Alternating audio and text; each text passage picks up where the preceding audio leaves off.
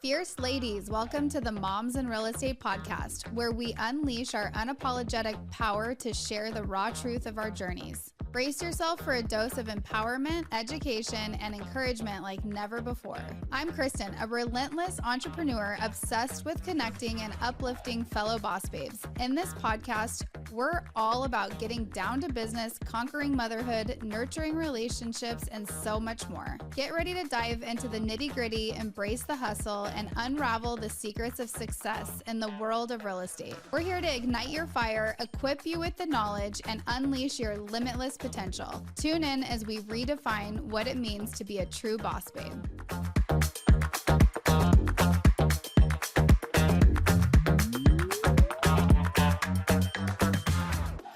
Our guest today is Shannon out of Maryland, and I can't wait for you guys to listen because we're going to be talking all about balancing mom life, having massive goals, and all doing it with grit, grace, and a whole lot of drive. So let's get started.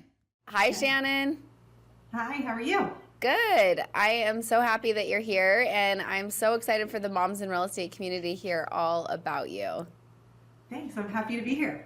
So why don't we get started? And how long have you been in real estate? So I've been in real estate as a whole for almost 15 years, but I've been an agent for 10.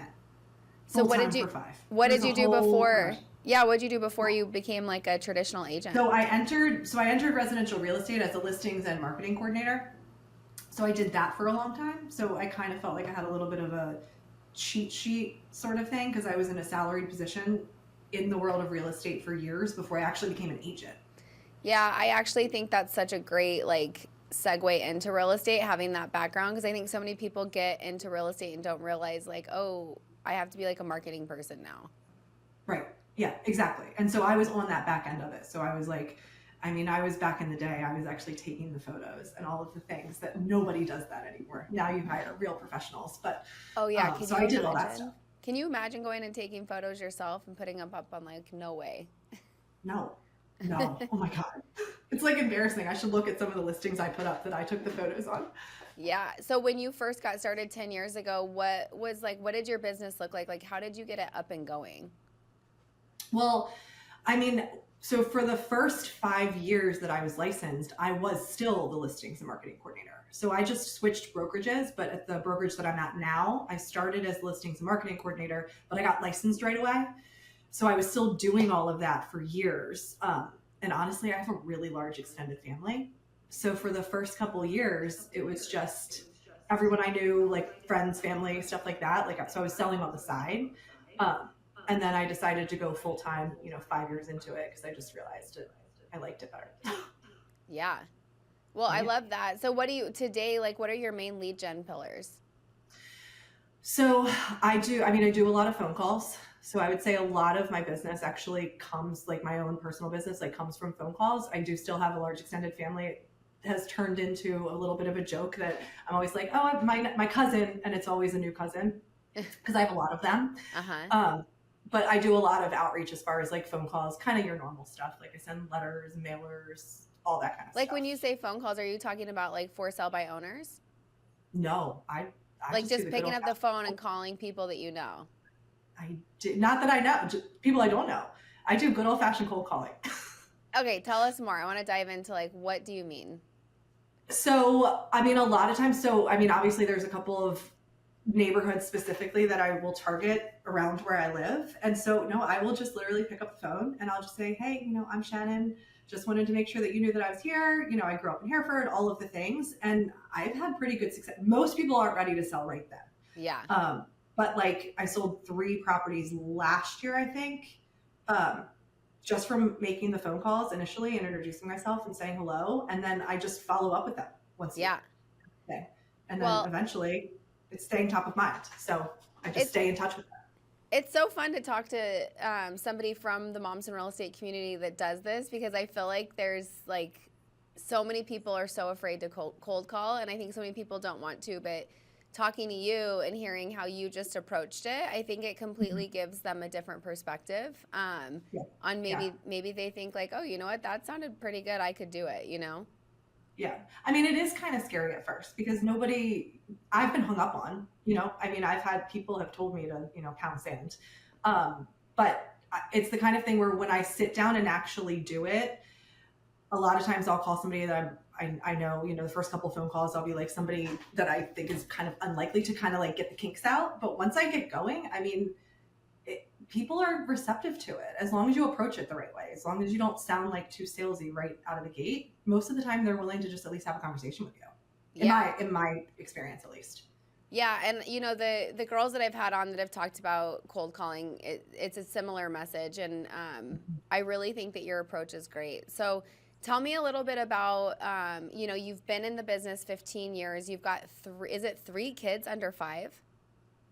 Yeah, 5 and under. Mm-hmm. Yes. Yeah, that's crazy. So, and it's a wild ride when you have just kids in general, but that many kids under 5, I think, is throws it a little bit. It's a little bit extra hard. How does that look with you and your business right now? Well, I'm very lucky. So my husband stays home with them. Okay. So when I went full-time agent, he was in contracting. And so I went full-time agent when my now 5-year-old was, like when he was born. Like I went into labor and didn't go back to my listings marketing coordinator job. And so, I mean, I'm really lucky in that. So we kind of just sat down and made an agreement together that I was going to be able to say yes all the time as far as being out there. And I was out working every day and stuff like that. So, I mean, we've just kept that up for the last 5 years where he's home with them. So does he have an active role in your business at all? Is he licensed or anything? He is not licensed. Okay. No. So not yet. Will he one day? Maybe. Like We've obviously like kind of noodled on some things before. I mean, we would love to get into investing and stuff like that. Because, he was in contracting. So it feels like a natural potential progression. We just aren't there yet. Yeah. And that could be a big, household shift, just like figuring out your guys' new roles and everything. And I think what's cool about real estate is it does give so many moms in real estate the ability to have their husbands be able to take, I've seen so many people say I've retired my husband, or he's been able to stay home with the kids. So, and I don't hear that a lot outside of real estate. Yeah, neither do I. I actually can't really think of anyone that I know of whose husband stays home other than other real estate agents. Yeah. Yeah, totally absolutely. Agree. So tell us a little bit about, being in the industry as long as you have. What have been some of like the highs and lows that you've experienced? I mean, the highs, are pretty natural. I mean, when you get a lot of things going at the same time, obviously that's always really nice. And, I've hit a couple of moments like that. But I would say the lows are, when things start getting kind of quiet and you don't really have a lot going on, and like the roller coaster. The roller coaster can be really, really hard. So I would say the combination of the roller coaster and then missing stuff, because we have started to get into the stuff with like the kids. And I realized actually a couple weeks ago, it didn't even dawn on me that it was my 3-year-old's last lacrosse practice and I wasn't there because I was showing something, and it didn't even dawn on me. And then of course, like I had some pretty serious guilt afterwards when I realized I wasn't even there. And I didn't even realize that was the last practice and that kind of thing. So I'd say that's definitely currently, that can be hard. I think it's crazy. It's being a mom whose kids are in sports right now. One thing that I think is just crazy, because I do this too. I have this mom guilt where it's like you have this core belief like you should never miss a practice, right? And then all of a sudden you're in sports with multiple kids and they practice so much in some of the sports. Like I remember we were in baseball for a long time, and last season in baseball, we were there 4 nights a week, and sometimes I was there for over 4 hours at a time between the two. And then we would have tournaments on the weekends, and I'm like, okay, so why can't we miss a practice again? Because this is like absolutely insanity how often we're at the baseball fields. And so I think I just started to like tell myself like, it's okay. Like, I don't need to be here all the time. And at least if me or my husband's there, and or if there's another mom there, like I shouldn't feel so guilty if I'm at all the games and still a big part of it, Yeah. Yeah. And I am going to actively try to tell myself those things. It's okay. Like they see that mommy works all the time, stuff like that. So, as we get more, because my 3-year-old is the one that I think is going to be the most into sports. So the more and more he gets into it, I'll give myself the grace, when I can, essentially. It's hard. I feel like it's just this ongoing thing that we're all trying to do, is just trying to find that balance. And like, you have your mom guilt, you have your business guilt. And so just really trying to figure out what works for us and not listen to everybody else. Yeah. And I mean, one thing that I've actually done in the lab, just really this year, that I've tried to actively do is take time. Like if I had randomly last Wednesday, I didn't have anything going on. And I was like, you know what, let's go to the pool.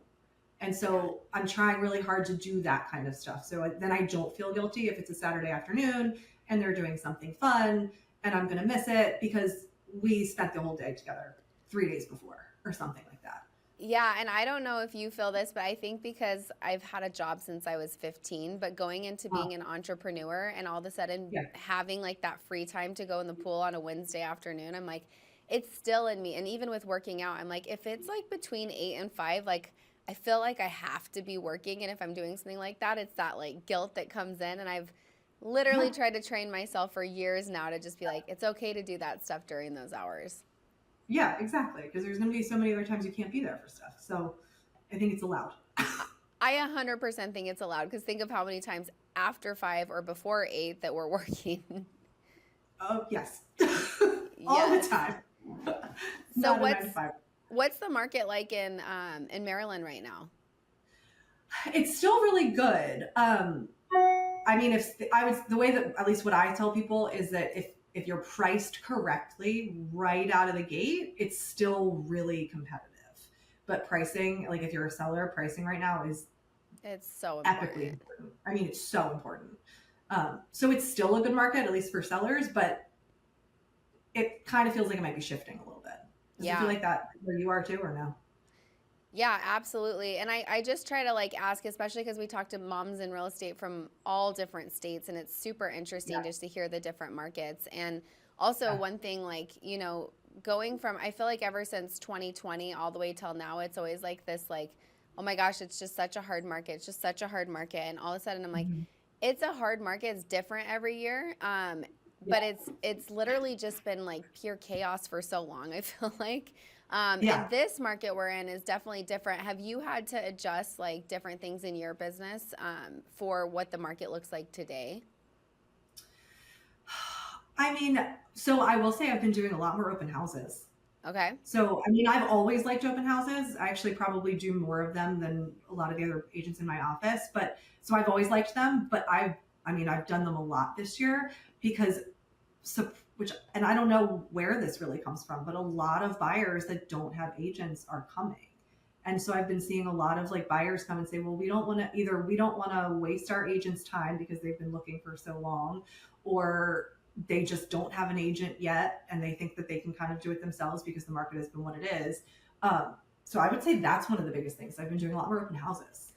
Okay, so if somebody's listening and they're like, you know what, I should start doing open houses and they haven't done them yet, why don't you give them a couple tips on some successful things that you've done to have a successful open house? So, I mean, obviously know the house, like know your stuff. And actually the owner of my company gave me this tip, which is really good, is because, a lot of nosy neighbors come to open houses. Yes. So if you go into an open house and you make yourself an expert on the neighborhood, on everything around, like expect every conversation that you're in to be like an interview, because even like the neighbors are coming in. And if you know everything, you might get a listing out of it. So I actually did get a new listing out of one of the most recent open houses that I did. The guy just pulled me aside and was like, call me when you leave. And now I'm networking his house off market. And it's like a really good, like $1.6 million listing. Love that. So if you treat every open house as every conversation that you have, regardless of whether the person writes on the thing that they have an agent or not, treat it like an interview, I think you're going to have a lot of success because people will remember you. Yes. What's the times that you sit your open houses? So for a long time, I was kind of doing your normal Saturday, like 12 to 2. but I've been doing Friday evenings. Oh, So I've been doing sort of like a Friday evening open, and I did one on one of my current listings. Well, actually, we settled a couple weeks ago, but I did it on Friday night from 5 to 7, and I had like 25 people come. 25 people And I is did a 3 really great number. on, on a Friday evening. So I mean, I think that there's a little something to the Friday evening because it's after work, so people don't have to miss work. They don't have to miss anything with their weekend. So it's been interesting. Yeah, I love that. I think that's a great tip right now. I know that open houses are really working in our market too. And Yeah. I just love that you said 25 people on a Friday night. That's maybe something that some other people should try. Hi, it's Barbara from Your Tax Coach, and today's tax tip is all about your home office. I still hear all the time that people think a home office deduction is a red flag, and that's just not true. I also see time and time again that your accountant is taking the wrong home office deduction. So, you're going to start taking the actual home office deductions, which means you're going to take a percentage of the business use of your house, and you get to take your mortgage interest, property tax, insurance, every single utility, your internet bill, cell phone bill, pest control, HOA, cleaning person, pool person, and you get to deduct some of it. And pro tip, try to make your business square footage even more. So can you attribute a bathroom to your business? That could increase the square footage. Or probably a lot of you keep your for sale signs in your garage or in a closet. So make sure you're also adding in your garage square footage or storage square footage. For more tax tips and tricks, follow us along at yourtaxcoach.com. What is something that you're currently excited about in your business? Like, is there anything that you're working on or striving for that you want to share? I mean, right now I'm just excited. I have actively tried to get myself out like into my community a lot more. So like that's just been like really fun and really exciting. A little scary, but like fun and exciting. So like one thing that I did recently, and I'm actually going this week too, is we have like a farmer's market around here. And so I made reusable grocery bags, and one of my clients is actually one of our local farmers. And she was like, yeah, just come hang out at my stand. And so I did that a couple weeks ago and had these reusable grocery bags to give away. Like, so that's been something that I've been trying to actively do. That's been really fun. And like just getting out, like meeting people and just physically being out in front of people more often. So that's been fun. That's like my favorite thing to do is just really be intentional with how you're showing up in your local community. And having a plan, you know, I think that that's great if you're around a local farmer and have reusable bags, because just think of how many times you're like, dang it, I forgot my bags all the time. All the time. And who doesn't like free stuff? Yes. And I would totally be so grateful. So I've never heard anyone do that. And I think that's genius. Yeah, it was really fun. And I mean, I'm going again this Saturday, and I mean, we'll see, but it's a good way to meet people. And the whole point is, you know, to stay top of mind. So my hope is that people will grab them and be there. Are you wearing like maybe like your branded shirt or hat or anything like that to spark conversations about real estate? No. So I didn't know what to wear the first time because I was like, I've never kind of felt like I was working a farmer's market before. So no, but I just bring the bags and just strike up the conversations. Yeah. Well, that's awesome. I love that. Yeah. It was fun. Is there any other things that you're looking to do in your community that you're like, okay, I really like see these agents doing X and I want to do that? I mean, well, it's really, I mean, that's actually one of the things is just like being out there. So that's why I went to the market and all of the things. But like, honestly, something that I've thought about before, and I've spoken to a couple people about doing something kind of like what you do with like the creating like a community of everybody around here. Because there's some really, really cool, like even agents around here that I would love to know even more. And so like, I've thought about like creating some sort of something socially.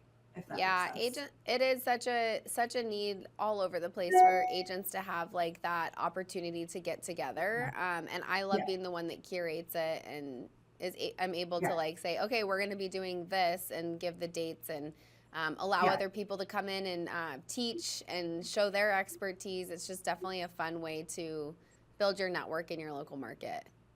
Yeah. So, I mean, stuff like that is something that I would like to do. I just haven't done it. Yeah. So what about with your kids as they like go into school and everything? Do you have any plans to like get, be on the school board or anything like that to where you're going to be more present in their school, but also it be a business, like something that you're doing for your business? Yes, 100%. I mean, so my oldest will start in kindergarten in the fall. So yeah, I plan on as much as I physically can, because it will be good to be able to be around him and spend time with him and all of the things. But yeah, people will probably get sick of me. I don't think they will. You're really nice. Thanks. I appreciate that. But yeah, no, I want to be as involved as I physically can, because I mean, so I'm in an area where it's like a small town. We're in northern Baltimore County. So we're like 45 minutes outside of the city, like kind of up to the PA line, close to the PA line. But it's a very, like, people know of our area. It's a zone within Baltimore County. So yeah, I totally want to be involved in all the school things and all of that stuff. Yes. 100%. And hopefully I'll coach him in soccer if he's willing to play soccer, because I played soccer through college. So that's cool. I love when I see moms coaching sports. It's just so fun. Yeah, I tried to sort of coach a little bit last year and he wasn't really having it, but I'm going to make him try again and hope. Oh yeah, you totally have to be a coach. That would be so fun. Yeah, that's one of my hopes once he gets into like all the hair grab stuff. Yeah. Yes. Okay, so if you had to give advice to somebody that's just brand new in the industry, just starting out, and they are trying to build their business, what's some advice that you'd give them? So actually I have a friend of mine from years ago is a brand new agent, and I just noticed it like last week, and she posted something. I'm sitting down with her this week because I told her that I would like sit down with her and like give her some ideas and kind of advice and all the things. I would say the biggest thing is to just not stop. Mm-hmm.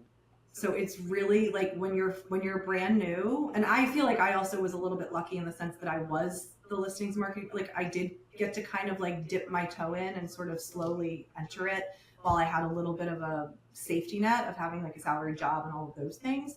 But I would just say, like, just don't stop. Like, don't get discouraged and just keep going, because like the next phone call that you make, the next person that you meet at an open house, like they could be like your next big client.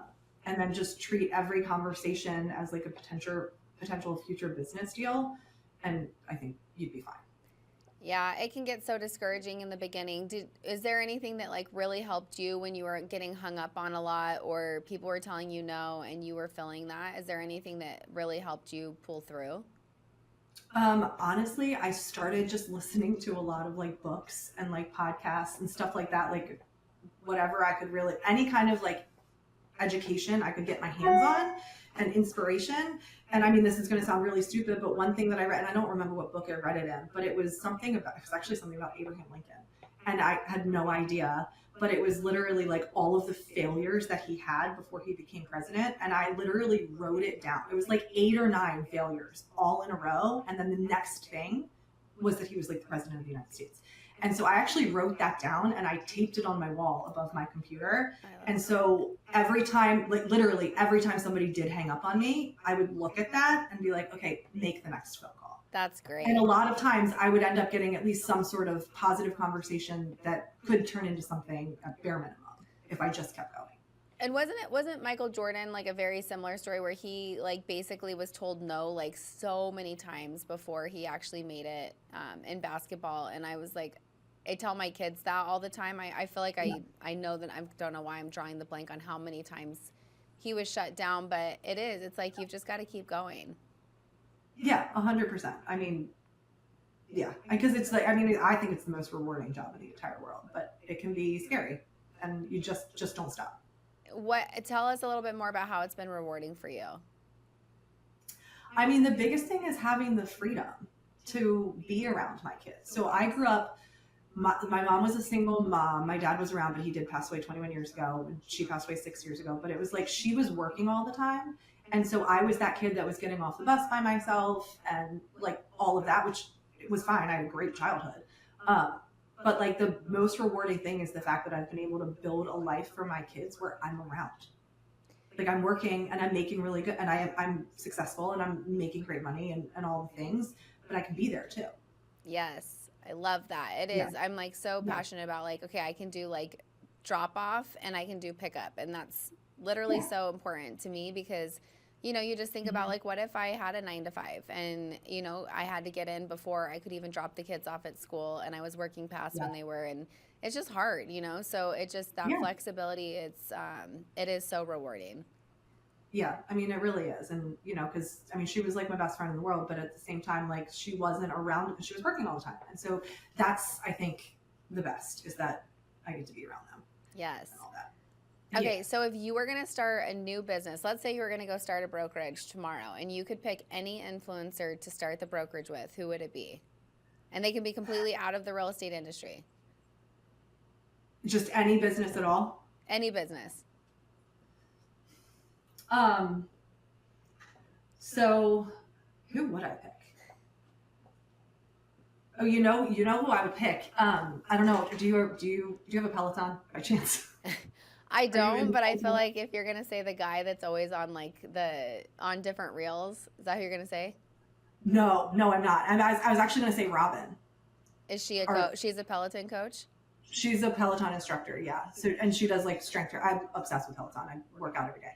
But Robin, so she was it would be her. Like if I could go into business with her, I would love to, because she has 2 small kids.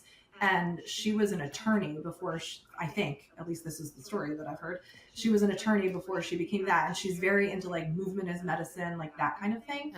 So I would want to work with somebody like that. It's totally random. Oh, I love that. I don't know who she is, but I'm sure somebody listening definitely knows who she is. People I'm sure know who she is. Yeah. I'm positive. I've never actually done the Peloton. Oh, it's great. Well, I love that. So if people want to follow you, where is the best place for them to find you? So on Instagram. I'm not very good at Facebook right now. I'm trying. And I'm working really hard on my Instagram too. And I am on Instagram a lot now. What's your Instagram handle? So it's just my full name, Shannon Scagnelli, and then _Kraus, which is that's my brokerage, is Kraus Real Property Brokerage. Awesome. Well, it has been awesome having you on and getting to know you and sharing who you are with our Moms in Real Estate community. Thank you for having me. It's been awesome. Yeah. It's been so fun. Absolutely. All right. Bye. Anytime. All right. See ya. Hi, it's Kim and Whitney from Real Social Agent, and we love helping real estate professionals create social media content that helps them grow their business. If you're a real estate professional looking to save time and create more effective content, we're about to make your life so much better. You're amazing at what you do, and we're here to make sure everyone else knows that. From social media coaching to custom content creation, our job is to make you shine. Follow us on Instagram at Real Social Agent or download our free Reels 101 library at the link in the show notes. Thanks, friend, for listening to the podcast. We love having you in our community. If you enjoyed our podcast, please leave us a review or share it with a friend. Also, we'd love to connect with you on Instagram. Go follow us at Moms in Real Estate. Thanks, friend, for listening to the podcast. We love having you in our community. If you enjoyed our podcast, please leave us a review or share it with a friend. Also, we'd love to connect with you on Instagram. Go follow us at Moms in Real Estate.